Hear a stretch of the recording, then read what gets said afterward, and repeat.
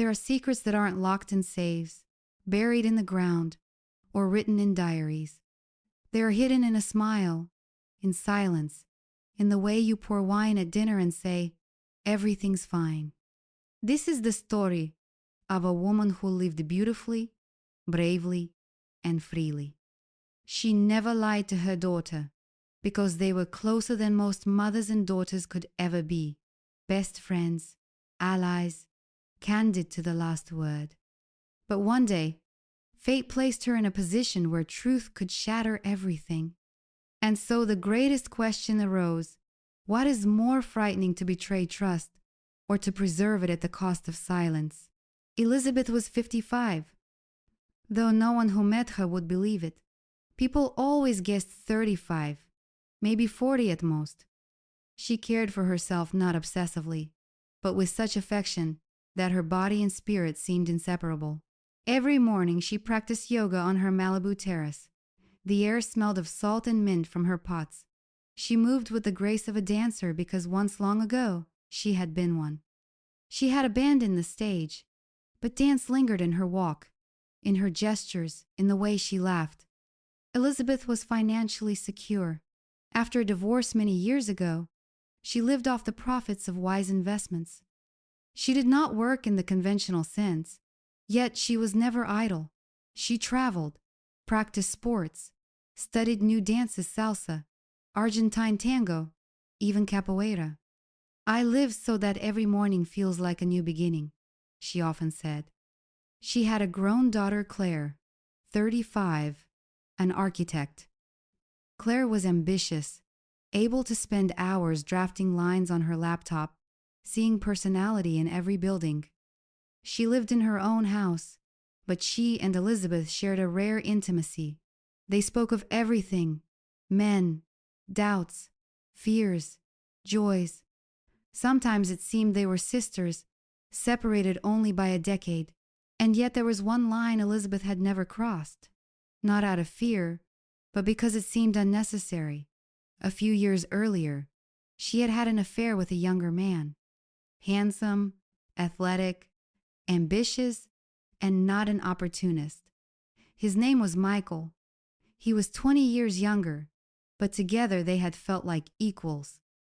Their story ended quietly. No fights, no bitterness, just a soft fading, like music at the end of a night. She remembered him with a light smile, as one remembers a melody that once kept them dancing until dawn. Since then, she had embraced freedom. No more serious relationships, no more boundaries or forbiddances. She wanted only to breathe deeply, to savor what life offered. And it was in this state, mature, beautiful, independent, that fate returned Michael into her life, in a way she could never have predicted. Claire loved the city differently than most, not through shop windows or cafes, but through the lines of supporting walls, the rhythm of seams in concrete, the way morning light slid across stair rails. At 35, she was the kind of architect who could step onto an empty lot, feel the wind against her palm, and already see where the staircase would rise, where the sunlight would fall at 10 a.m., and which corner would deserve its shadow. That morning she was on a construction site. The air carried a metallic tang from scaffolding. A foreman pointed at a tablet, but she was watching the horizon. "Here, let the joint follow the line of the window," Claire suggested, taking the tablet. "Then both the drainage and the facade will breathe easier." The man chuckled. "You always say that the facade should breathe." "Because it's alive," she replied. "And the house is grateful when you listen." Later, driving to her office, she played a voice message from her mother. Elizabeth was laughing. "Can you imagine? I ate a croissant for breakfast today for the first time in years. Not a shred of guilt. I think I'm finally a grown-up." Claire smiled, replying, "Mom, you've always been both grown-up and a girl. That's why I adore you. I'll stop by tonight. Maybe I'm ready to introduce you to him. Soon." Her fingers clenched the wheel briefly. She hadn't yet spoken his name to her mother, though usually they shared everything. not because it was a secret, but because it felt too fragile, too crystalline, like a sprout that needs one more day in the warmth before it's strong enough for the world. At the office, her team discussed a civic project. Claire answered mechanically, her thoughts elsewhere on the man who could make her talk not only about architecture, but about the smell of wet wood and the texture of freshly poured concrete. With him, silence itself felt like a wool blanket, warm, breathing, honest. By evening, she drove to her mother's house overlooking the ocean. She always felt at home there. The ritual of removing her shoes, the coolness of the floor, the faint click of the stove. Elizabeth welcomed her with fresh flowers and tea, listening as Claire confessed her thoughts about love. "Sometimes I think a house is like a person," Claire said softly. "Each one breathes differently." "And can you love by someone else's rhythm?" Elizabeth asked. "I think I can. I think I'm learning. And I think I'm happy." Elizabeth tilted her head, like a director acknowledging an actor's perfect intonation. "Then hold on to it. Happiness has its own timing." Later, as Claire drove off to meet him, she thought, Tomorrow I'll tell Mom everything. Or maybe one more day." If she had known how fate was already sketching a far bolder design, she might have gone back that night. But she didn't.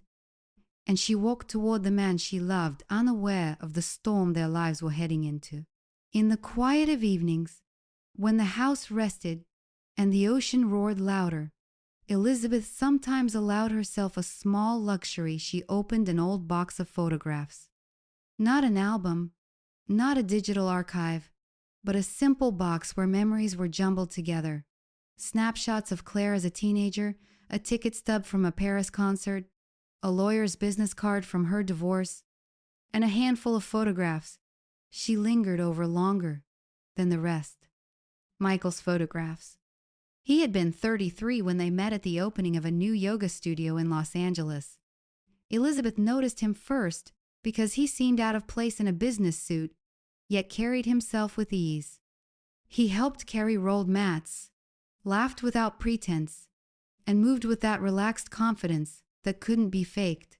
He approached her directly, asking, "Are you a dancer?" because he saw the way she carried her shoulders. That first conversation about art and travel flowed into laughter as if they'd known each other for years. Michael was different from other younger men. He didn't try to prove maturity. He was comfortable in his skin, neither seeking nor rejecting his age. With him, Elizabeth felt no need to play roles, only to exist. Their relationship lasted almost a year. They had rituals, 2 evenings a week, late-night cinema sessions in near-empty theaters, impromptu road trips along the coast, breakfasts in roadside motels, strawberries bought at farmers' markets. His gifts were never flashy, always thoughtful. A rare book on dance, a bracelet from Bailey she'd once mentioned in passing. Their closeness felt natural, free of drama. It was not about possession, but about sharing breath. And then, just as naturally, it ended. Not with a fight, not with betrayal. One evening over dinner, Michael said, "You know, I think we laugh too much." "Is that a bad thing?" she asked. "No, but laughter's like music. Sometimes the song finishes." Elizabeth had smiled. She felt it too. Their story dissolved softly, like twilight after a long summer day. No regrets, only warm memory. She sometimes wondered, what if we hadn't let go? But quickly dismissed the thought. Life left little room for regrets. Michael became part of her past, a gentle part. She didn't yet know that soon he would reappear, and that his return would turn her carefully built calm into silence charged with meaning. The restaurant glowed in amber light, the kind that softened edges and made wine glasses look like jewels. Outside, Los Angeles pulsed with traffic and laughter, but here jazz played low, and the air smelled of basil and roasted fish. Elizabeth rarely dined alone. But tonight, she wanted precisely that: a small table by the window, a glass of red, and a new book. She ordered lightly, savoring the quiet. When the shadow fell across her table, she barely lifted her eyes. "Excuse me." The voice was familiar, too familiar. She looked up. Michael. He stood there, sun-browned, sleeves rolled, wearing that same unguarded smile she remembered far too well. "You." Elizabeth breathed, words failing her. "Yes." "Me," he said, sliding into the chair opposite as though the right had never expired. "How long has it been? 2 years?" She nodded. Something inside her stirred memory, body, breath. "You haven't changed at all," she said. "And you're even more beautiful," he answered simply. They laughed at the same moment, awkward and relieved. The laughter broke the tension, leaving behind the familiar ease that once defined them. The waiter appeared, and Michael ordered the same wine she was drinking. Their glasses touched with a crystalline note that felt more symbolic than it should have. They talked. About business his studios were growing, about travel, books, music, about the past. "Do you remember that motel by the ocean?" he asked. "The one where the air conditioner was louder than the waves?" She smiled. "Of course." Again, laughter. Again, that weightless joy. Elizabeth noticed his gaze lingering on her wrist, the bracelet from Bailey. She had never taken it off. She wanted to explain it was coincidence, but didn't. Time moved quickly, too quickly. The wine warmed, the music softened, and at some point it became clear. The restaurant was not enough. "Let's go," he said. "Where?" "Anywhere. Just not home." She held his gaze a moment, as though testing herself, but she already knew the answer. Minutes later, they stepped into a taxi together, and Elizabeth felt something she hadn't allowed herself in years: the reckless spark of youth, now without fear or expectation. Just a night, just a meeting, just life, which sometimes circles back, asking if you still remember. The hotel was unremarkable, neither luxurious nor shabby. White sheets, clean air, a window framing a slice of sky. That was enough. Elizabeth stood by the window, palm pressed against the glass, watching the city lights tremble below. Michael set his jacket neatly over the chair. For a moment, they simply looked at each other, strangers, and yet not. "It's been so long since we were like this," she said quietly. "Far too long," he answered, stepping closer. They didn't rush. They talked. They laughed. They remembered. Road trips along the coast, cheap motels, eating pizza on sidewalks, laughing at films that were supposed to be tragedies. Each memory added another layer to the night, weaving warmth between them. And then words faded. His hand brushed her shoulder. Her fingers touched his cheek. Their kiss wasn't hurried or hungry. It was recognition. They weren't lovers building a future. They were two people saying goodbye with honesty, giving themselves one last moment. Morning arrived softly. Light filtered through the curtains in pale gold. Elizabeth lay on her back, eyes on the ceiling, body at peace.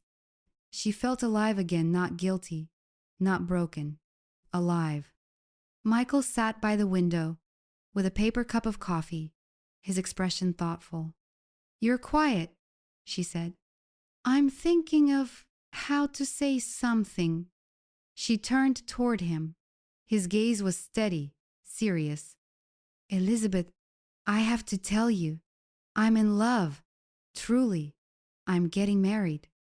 The words didn't shatter her. They landed gently, like something inevitable. "Is she happy?" Elizabeth asked. "Yes. And I've never loved like this. I'd give my life for her." Elizabeth smiled, softly. There was no envy in her face, only clarity. Then hold on to it. Don't ever let it go. He crossed to her, took her hand, held it for a moment not as a lover, but as a friend. Thank you for tonight. It was like the universe gave us a chance to part beautifully.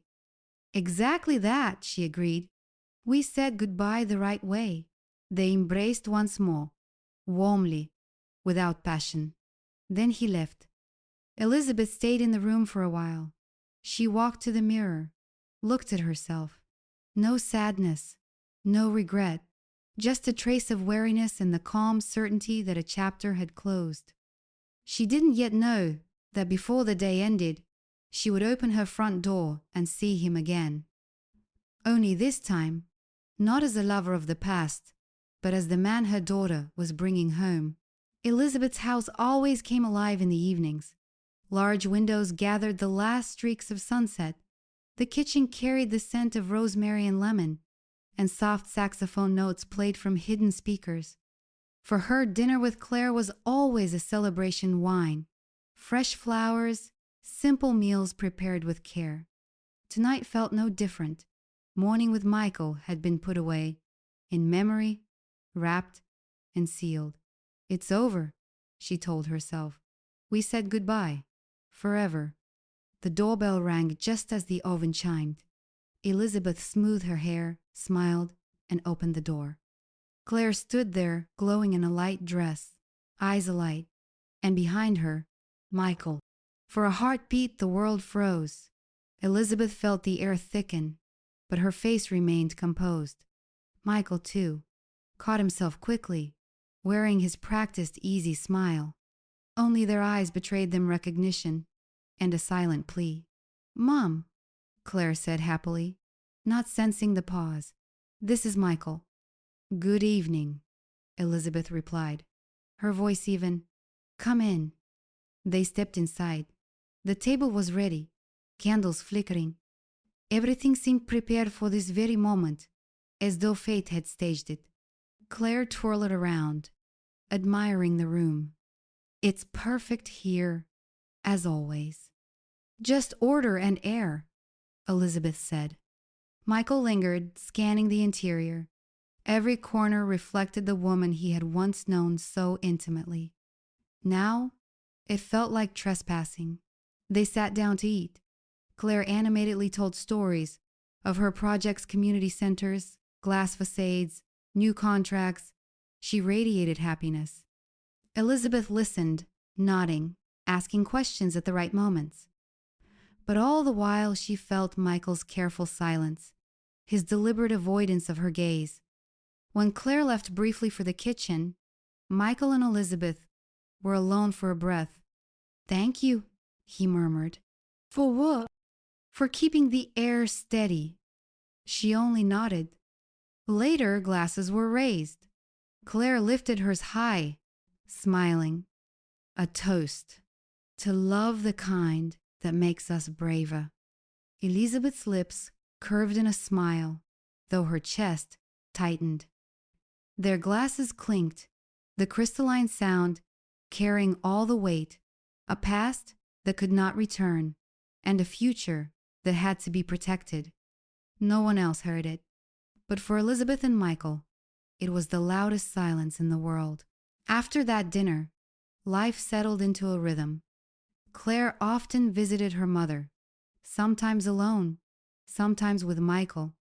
At times, Elizabeth came to their house, helping rearrange furniture or sharing tea in the garden. From the outside, everything looked natural, almost idyllic. A daughter in love, her reliable fiancé, and a supportive mother. But beneath that surface, every meeting was a test. Whenever Elizabeth and Michael found themselves in the same room, the air grew dense. They avoided each other's eyes, and that avoidance itself was sharper than any look. A brush of hands when passing a dish, a glance held a fraction too long small things, but each carried the weight of their secret. On Sunday evenings, Claire chattered happily about the wedding. "We're thinking of a ceremony by the ocean," Simple, quiet, no fuss. That will be perfect, Elizabeth agreed. Across the table, Michael's eyes flickered to her, a flash of silent gratitude for her support, for her silence. Sometimes Claire would step into the kitchen, leaving them alone for a moment. Those moments stretched endlessly. "Thank you," Michael whispered once when she refilled the glass. "For what?" she asked softly. "For keeping everything steady." She gave no answer, only a slight nod. Elizabeth saw clearly. Michael loved her daughter. His gestures, the way he listened, the quiet smile whenever Claire spoke, it was genuine, undeniable. That was both her torment and her solace. At night, lying awake, Elizabeth replayed fragments of memory. The laughter, the touches, the morning in the hotel. She tried convincing herself it was only the past, but her body remembered otherwise. No man had come after Michael, not because she was waiting, but because she hadn't wanted anyone else. For Michael, too, silence became a burden. He would sit in Elizabeth's living room, helping move a chair or uncork wine, and each time he caught her glance, it was as if the world narrowed to a single forbidden truth. And yet they carried it, day after day, for Claire's sake. Claire, meanwhile, noticed nothing. She was radiant, sharing details of her work, her dreams, her joy. "Mom, he even makes better coffee than me in the mornings," she laughed one evening. Elizabeth smiled. "Then don't ever let that go." Her words were sincere. She wanted her daughter's happiness more than anything, even if it meant burying her own truth deeper every day. The weeks passed. Fresh flowers still stood on Elizabeth's table, but now 2 glasses of wine instead of 1 were often poured, one for her, one for him. Each time their fingers brushed, her heart gave a small, sharp tremor. It wasn't betrayal, it was endurance, and silence became their only shield. She had always considered herself strong. She knew how to leave at the right moment, how to remain silent, how to let go without bitterness. But now her strength was tested in a new way, not by action, but by restraint. Every time Claire texted, "We're coming for dinner, Mom," Elizabeth's heart skipped before she typed back her cheerful reply. She laid the table, lit candles, selected wine, and each meal was both a celebration and a trial. Laughter across the table, affectionate glances, happiness radiating from her daughter. She sometimes wondered, what if I had spoken right away, confessed in that first second at the door? But she knew the answer. Words could destroy everything. Silence was heavy, but it preserved. Michael avoided her eyes. That alone betrayed him. Any other man would have stared openly, pretending nothing existed. Michael couldn't. His fear wasn't of her, it was of the truth that might slip out at any moment. And yet she didn't hate him. Strangely, she felt grateful because he loved her daughter, truly, deeply. That was visible in every gesture. And if silence was the price for Claire's joy, Elizabeth was willing to carry it forever. "My silence is my gift to her," she repeated to herself at night.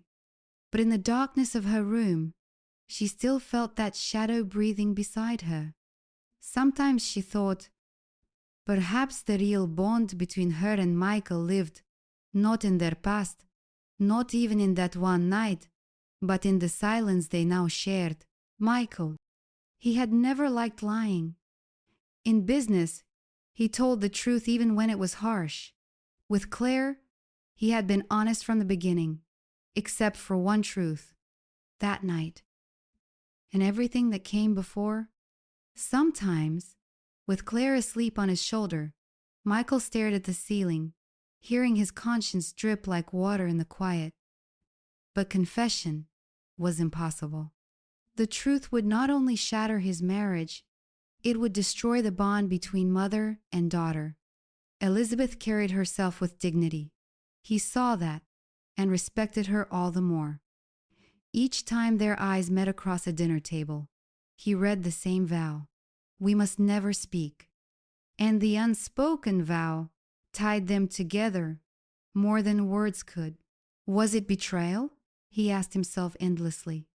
His heart said no because he loved Claire wholly, but his body said yes because the night had been real, too real to dismiss as a mistake. He often replayed his words to Elizabeth that morning. I love her so much, I'd give my life. At the time, he thought he was convincing her. Now he realized he had been trying to convince himself. He loved Claire, but part of him would always know. Her mother was a woman he had once held, once laughed with, once shared a bed with. And recently, one last night, this was the hottest part. He was split between past and future, and in the present silence was the only bridge. The day of the wedding arrived bright and warm, as though the ocean itself had chosen to bless them. The ceremony took place on the shore, exactly as Claire had dreamed. No arches of roses, no golden ribbons, only white chairs, a strip of fabric fluttering in the breeze, and the endless sound of waves for music. Elizabeth came early. She helped arrange flowers, adjusted the tables, checked the details. When she paused and looked at the horizon, she thought, let their life be as straight as that line where the sea meets the sky. When Claire arrived, Elizabeth's eyes welled up. Her daughter wore a simple white dress, hair loose, face glowing. She looked as though she carried light inside her. Mom, Claire whispered, hugging her tightly. I'm so happy. I can see that, Elizabeth answered softly. And that's all that matters. Michael stood a few steps away, composed in his light suit. When their eyes met, he gave her a small nod. In that nod lay their unspoken pact. We understand. We will remain silent for her. The ceremony was brief, almost austere in its honesty. The officiant spoke of love, of trust, of the courage to walk side by side. Elizabeth listened, each word echoing differently in her than in the others. She knew this man's laughter, his touch, his breath, and now she was giving him to her daughter. Michael, do you promise to love and cherish her? I do. Claire, do you promise to walk with him? I do. Rings were exchanged. Applause rose. A gust of wind lifted Claire's veil and carried it toward the sea. Everyone laughed. Elizabeth raised her glass when it was time. To love the kind that makes us stronger. May your path be bright, and may your hearts always hear one another. Claire embraced her tightly. Thank you, Mom. None of this would be possible without you. Elizabeth held her daughter and thought, yes, without me, none of this would exist, not even my silence. The celebration stretched into the evening music, dancing, photographs against the sunset. Michael and Elizabeth crossed paths often, at the table in group pictures, while carrying trays of wine. Each time their hands brushed, they pulled back quickly, as though nothing happened. When the sun sank into the ocean and the newlyweds drove away, Elizabeth remained a while on the shore. She took off her shoes, walked barefoot into the tide. It's right, she whispered to herself. It's all right. But somewhere deep inside, a voice murmured, truth never dies. It only waits its hour. Months passed after the wedding. Life found its rhythm. Claire immersed herself in a new architectural project. Michael expanded his studios, and in the evenings they strolled by the ocean, hand in hand. Elizabeth often visited, sometimes for dinner, sometimes just to keep her daughter company. To her, it looked like a film, a radiant couple, a steady marriage, the promise of a future. Claire spoke often of children. Mom, I want the house to be full of noise, toys everywhere, laughter, doors slamming. A home isn't complete without that. Elizabeth only smiled. seeing how Claire's eyes shone. The doctor's visit was supposed to be routine. Claire laughed as they waited, squeezing Michael's hand. But when the doctor returned with test results, his expression was too serious. "Mrs. Hudson," he began gently, "I'm sorry. You have severe complications from an old infection. The uterus is badly damaged. The risk of miscarriage is nearly 100%. I must be honest. You won't be able to carry a pregnancy to term." The words fell like stones. Claire froze, her body rigid, her face pale. Michael's hand tightened around hers instinctively, but he couldn't speak. "But," Claire's voice broke. "There must be another test? A mistake?" "We'll double check," the doctor nodded. "But the prognosis will remain the same. You might consider other paths: adoption or surrogacy." Claire seemed to hear from far away. Her eyes filled with tears, and she covered her face with her hands. Michael wrapped his arms around her, whispering comfort. But she trembled as though nothing could hold her steady. That evening, Claire called her mother. Her voice was small, broken. "Mom, I can't have children. Ever." Elizabeth's breath caught. She wanted to find the right words, but all she managed was, "I'm here, always." Within half an hour, she was at their house. Claire sat curled on the couch, eyes red, wrapped in a blanket. Michael stood by the window, hands shoved into his pockets. The atmosphere was heavy, suffocating. Elizabeth sat beside her daughter, taking her hands. "My love, children are joy. Yes, but not the only joy. You still have love. You still have life. We'll find a way." "But what if?" Claire sobbed. "What if he leaves? He needs a child." "I will never leave," Michael said firmly, turning toward her. His voice trembled, but his eyes were steady. "Never. You are everything to me." Claire nodded through tears, but fear lingered in her gaze. And in that moment, Elizabeth felt something stirring inside her, a mixture of pain and determination. A thought formed, fragile at first, then sharper. "If Claire cannot carry a child, I will."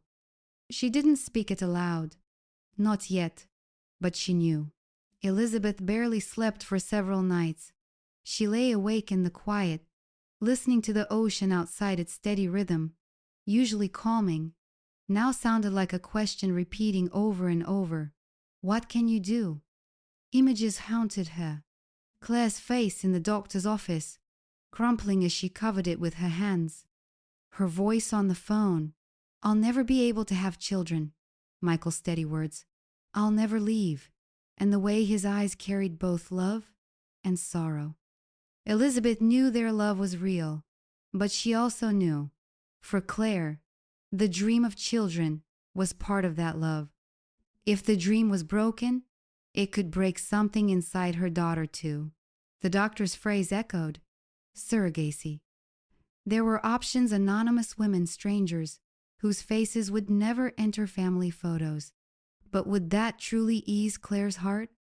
Could she trust a stranger with something so sacred? The thought came softly at first, like the dim glow before dawn. Then it grew, sharper, undeniable. "I will do it myself." Elizabeth wasn't naive.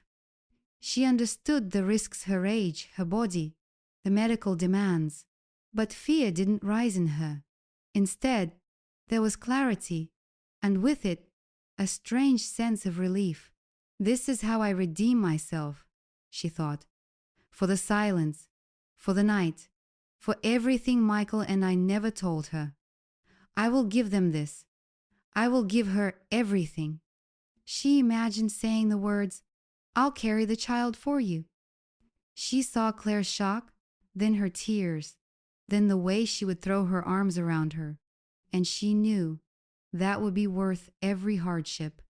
Then she imagined Michael's face. His eyes would betray everything: memory of their night, gratitude, guilt, and the knowledge that he couldn't protest. That would be Elizabeth's punishment, to see it in him every day and to endure it.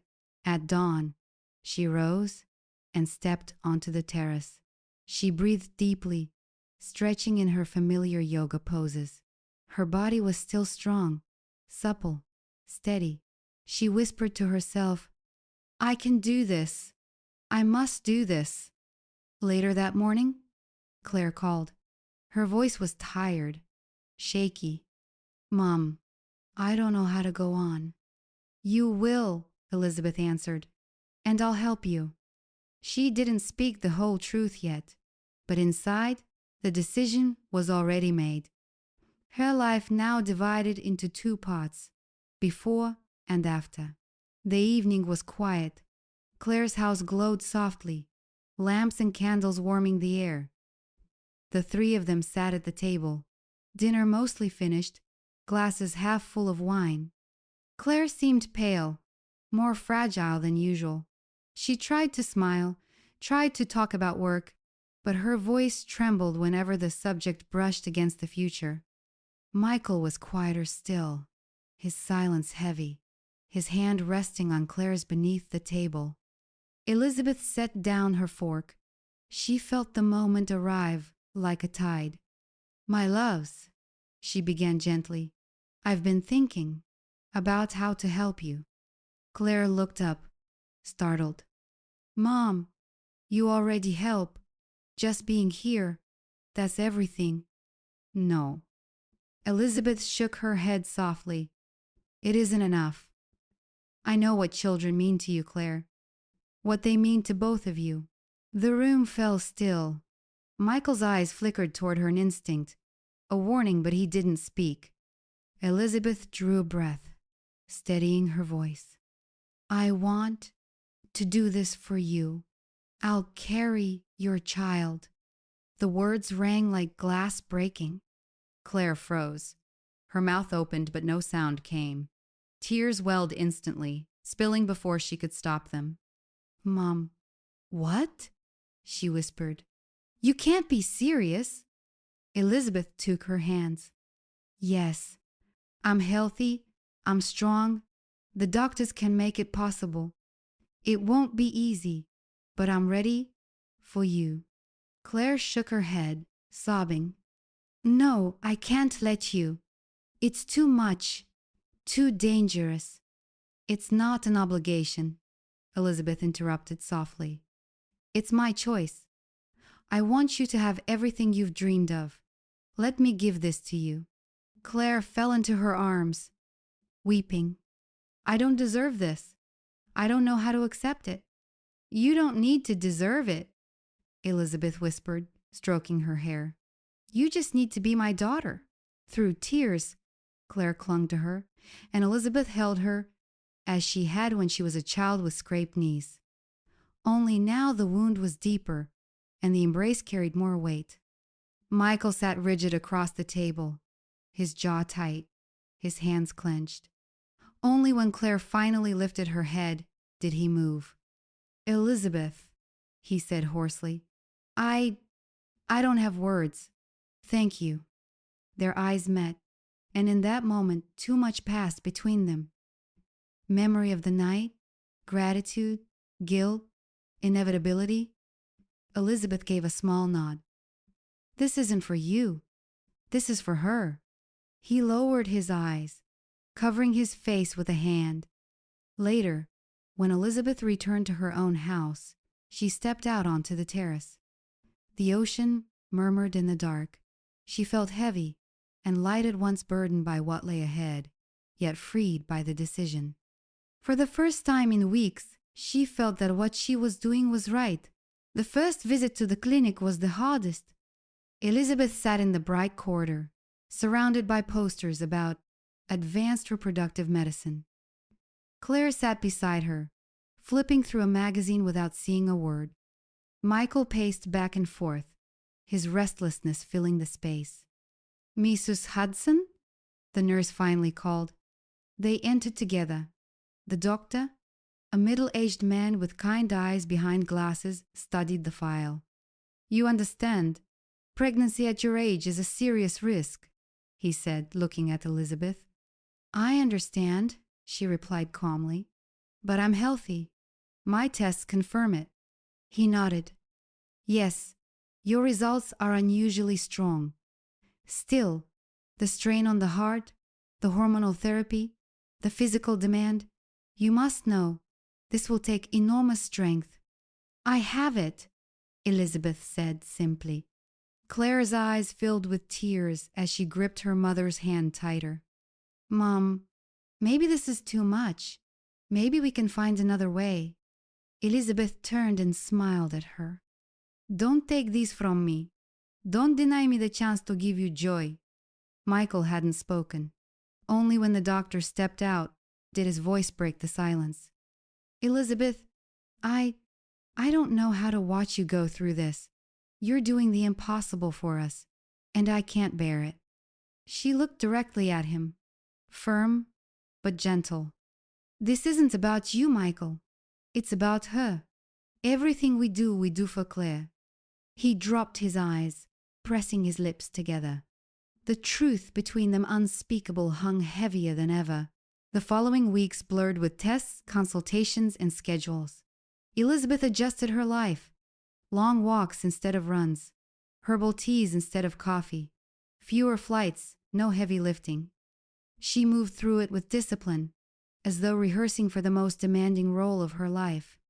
Claire hovered constantly, torn between gratitude and fear. One evening, she leaned against her mother's shoulder and whispered, I'm more afraid for you than for me. Don't be, Elizabeth answered softly. My body is strong, and my heart knew long ago this path was waiting for me. Michael visited more often, under the pretense of helping with errands. He brought groceries, checked on her house, sat by the window staring at the ocean. One evening he said quietly, I'll never be able to repay you. Don't try, Elizabeth replied. Repayment is Claire's happiness. That's enough. They sat in silence. Between them, that familiar thread stretched taut again memory, unspoken guilt, and a shared vow to protect the woman they both loved in different ways. The day of the transfer began before dawn. The clinic was sterile and bright, every sound amplified, the shuffle of shoes, the rustle of gloves, the faint hum of machines. The embryologist held up a small image on a tablet, a bright speck against a gray background. This is your baby, he said with professional warmth. Claire gripped her mother's hand tightly, like a child afraid of the dark. Michael stood a little apart, as if afraid even to breathe too loudly. Elizabeth studied the image and thought, so miracles begin, like this small, simple, unassuming. The procedure itself was brief, almost anticlimactic. A thin tube, a careful movement, a doctor's calm. It's done. Yet in the silence that followed, something irreversible had begun. 2 weeks of waiting felt like forever. Elizabeth filled the days with slow walks by the ocean, herbal teas, breathing exercises. Claire sent her constant messages. How are you? Did you sleep? Your pulse? Michael called less often, but when he did, his voice steadied her, anchoring her. The call from the clinic came at midday. Elizabeth put the phone on speaker. Your hormone levels are high, the doctor said. The pregnancy took. Congratulations to all 3 of you. Claire burst into tears instantly, sobbing and laughing at once. Michael exhaled so sharply it was as though he'd been holding his breath for weeks. Elizabeth closed her eyes. Inside her, a new rhythm had begun. The first trimester tested her discipline. Morning nausea, sudden aversions to scents, dizzy spells. She swapped her running shoes for softer ones, her yoga practice for careful stretches, her morning coffee for ginger tea. One morning Michael appeared with a thermos. They say it helps, he said, not meeting her eyes. It does, she answered quietly.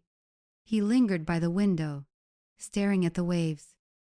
The silence between them was not about their secret. This time, it was about worry. "Claire's asleep?" she asked.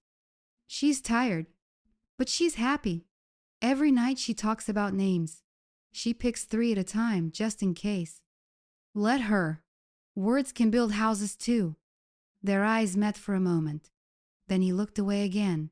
At 8 weeks, they went together for the first ultrasound. The dark room, the hum of the machine, the grainy image, and then a sound. Quick, rhythmic, insistent. A heartbeat. Claire squeezed her mother's hand until her knuckles turned white. Michael placed his hand gently on her shoulder. Elizabeth stared at the flickering point of light, hearing the sound echo through her body, as though her own years and choices had folded into this tiny rhythm. "Strong baby," the doctor said. "Everything looks good." In the hallway afterward, Claire clung to her mother. "I never knew I could cry from just a sound." "It's more than a sound," Elizabeth whispered. "It's music." To friends and acquaintances, they offered a simple explanation. "We're using a surrogate." When asked who, Michael would add, "A close person we trust." No one pressed further. Elizabeth built her days around small rituals: warm baths, lotion for her skin, reading aloud to the child inside her poems, stories, fragments about distant lands. Claire sent voice messages to be played. "Tell him Mom heard a nightingale today on a construction site." Can you imagine? Fear came too. One late night, Elizabeth felt her pulse racing, a strange tightness in her chest. Within 10 minutes, Michael was at her door, rushing her to the clinic. Tests, reassurances. "It's normal. Hormone surges. Everything is fine." Driving home, they were both silent. At her door, he steadied her by the arm. "Thank you," she whispered. "It's my family," he replied. "I'm just bringing us home." And that word family rang truer than anything else. By the second trimester, the sickness eased. Her belly grew, no longer a secret, but a visible line of promise. She studied her reflection with the same focus she once gave to dance. Posture, balance, grace in the unfamiliar. Claire chose the colors for the nursery: soft gray, milk white, warm wood. Michael assembled the crib, while Elizabeth sat nearby, watching his precise, economical movements. Their hands brushed once. As they steadied a piece of wood, both withdrew quickly. That evening, for the first time, the child moved. A faint flutter, like a fish darting beneath the surface. Elizabeth stopped mid-sentence, pressing her hand to her stomach. "He's here," she whispered. "Claire, come feel." Her daughter pressed her palm, eyes wide. "Oh, God, he's really here." Michael's hand hovered uncertainly until Elizabeth nodded slightly. He placed it beside Claire's. For a moment, their fingers almost touched. The baby stirred again, stronger. The 3 of them stood in silence, joined by a life that belonged to all of them, yet to none. "We're waiting for you," Claire whispered. "We're holding you," Elizabeth added. Michael said nothing. His hand lingered, then slowly withdrew first. That night, Elizabeth lay awake, calm but full. She whispered to herself, "I will see this through. It's right." Yet even in that peace, she felt the faintest pull of an invisible thread, the one that still connected her to Michael. A thread neither could ever cut, but both had learned to ignore. Winter in Los Angeles was mild, but the air turned cooler, the ocean rougher, its voice lower and more tired. Elizabeth felt the changes more sharply now. Her belly had grown heavy, her steps slower. She still carried herself upright, like a dancer, but each movement required effort, concentration. "Mom," Claire would scold gently, "you need more rest." Please don't overdo it. Rest is a luxury, Elizabeth smiled. And I have work to do. What work? Claire frowned. I'm building a house, Elizabeth teased. From the inside out. They laughed, though. Claire's eyes always betrayed worry. Michael grew more silent. He doted on Claire, accompanied her to sites, carried her heavy portfolios. But in Elizabeth's home, his presence was different, careful, subdued, as if afraid of his own shadow. He ran errands for her, adjusted furniture, brought food. Sometimes, he just sat with her in the evenings when Claire was away, his gaze fixed on the ocean. One night, over tea, he said quietly, "You're stronger than all of us." Elizabeth shook her head. "Not stronger, just older. I've learned how to look strong." The way he looked at her, then grateful, burdened, guilty, was almost unbearable. At 32 weeks, the first scare came. A sudden tightness, sharp pain across her belly. She called Claire immediately. Within 20 minutes, they were in the clinic. The doctor smiled reassuringly. "Everything is fine, just your body preparing. But take care. Move gently now." Claire burst into tears in the corridor, clutching her mother. "I'm supposed to protect you, and instead you're protecting me again." Elizabeth stroked her hair. "That's life, my love. We'll always protect each other, just in different ways." Michael stood beside them, silent, his hand on Claire's shoulder, but his eyes locked on Elizabeth. He saw the toll this was taking, and knew this was not strength alone, it was sacrifice. The final week stretched endlessly. Elizabeth stopped driving, spent more time at home, reading, listening to old records. Sometimes Claire worked by her side just to be near. Sometimes Michael stayed overnight in the guest room, unwilling to risk leaving her alone. Every morning Elizabeth rose, faced the mirror, and whispered to herself, "I will see this through." For her, for them. There was no hesitation left, only resolve. On the last evening, with the ocean dark and vast, she stepped onto her terrace. Her hand rested on the roundness of her belly. "You won't be born for me," she whispered to the child. "You'll be born for love. That's your strongest foundation." She knew. Tomorrow everything would change. The night began quietly.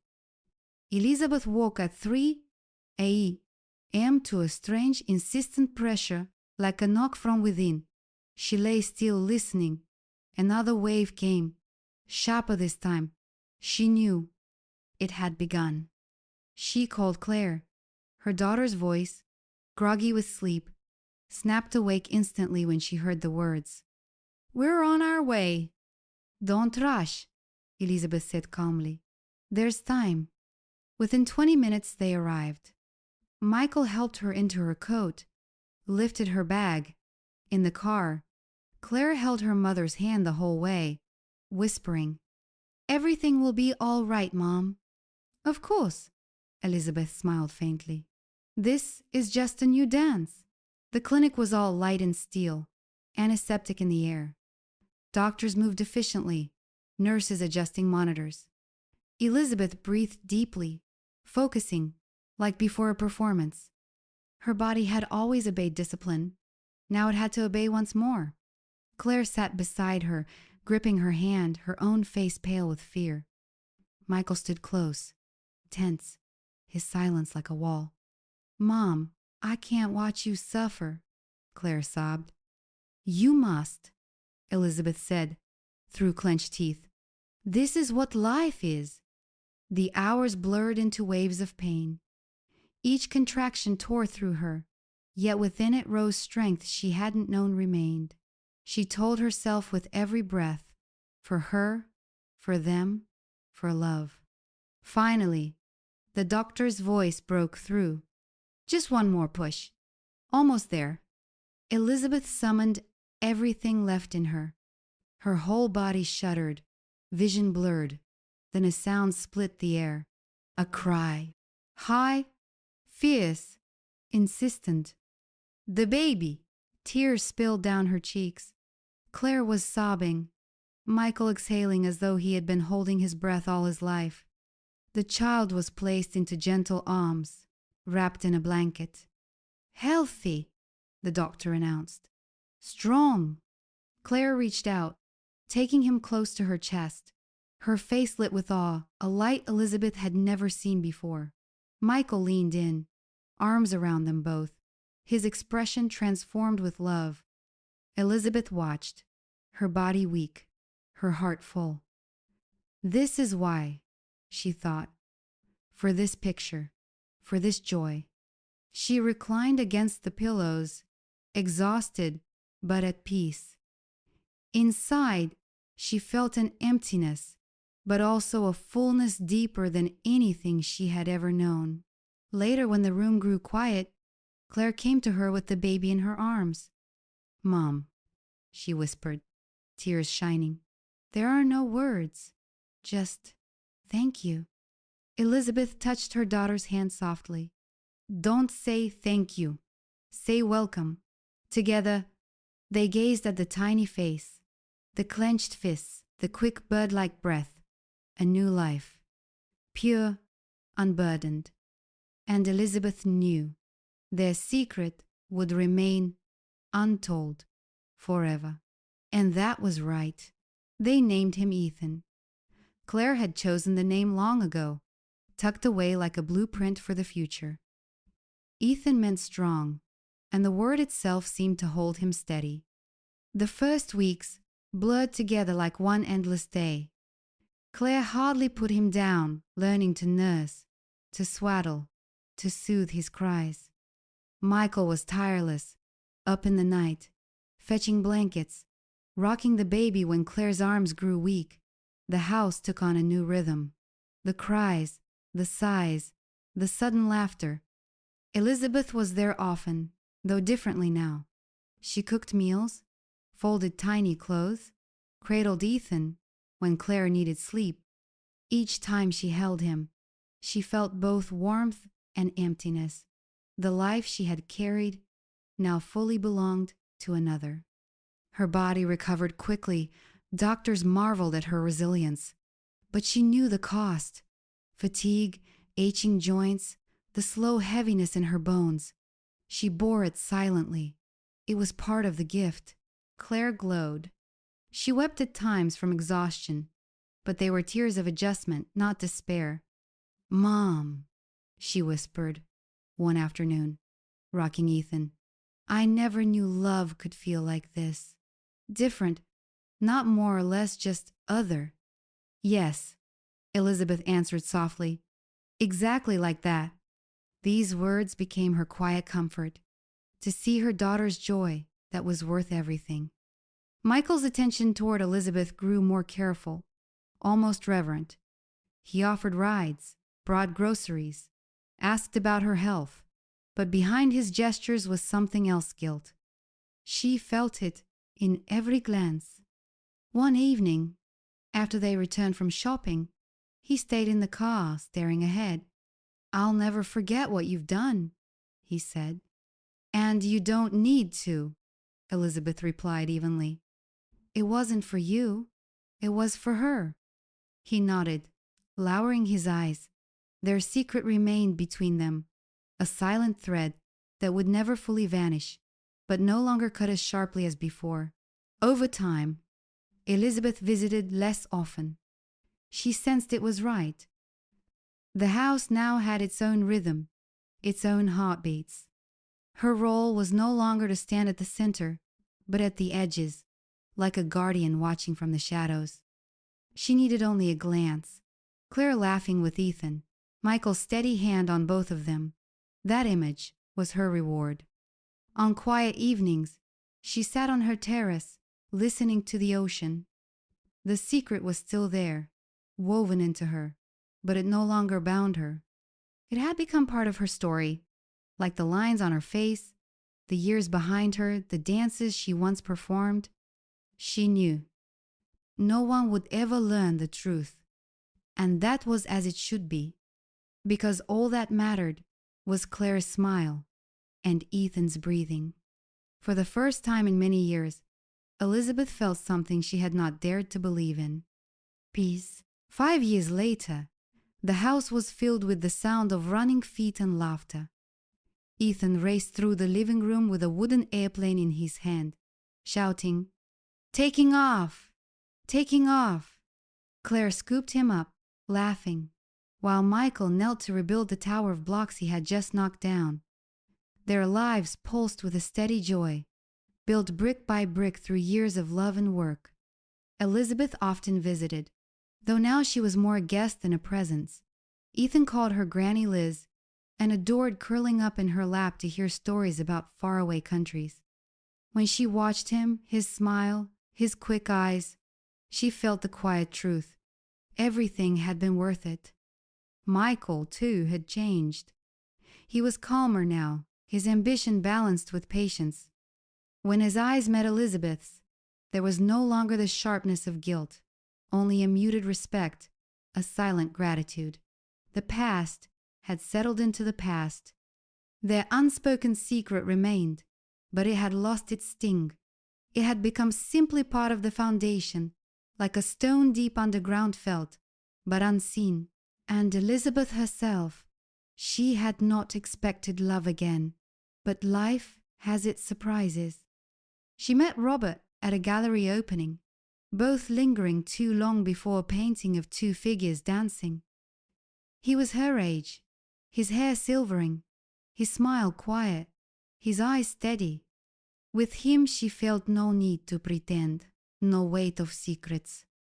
They traveled together to Italy, to Portugal, to the Greek isles.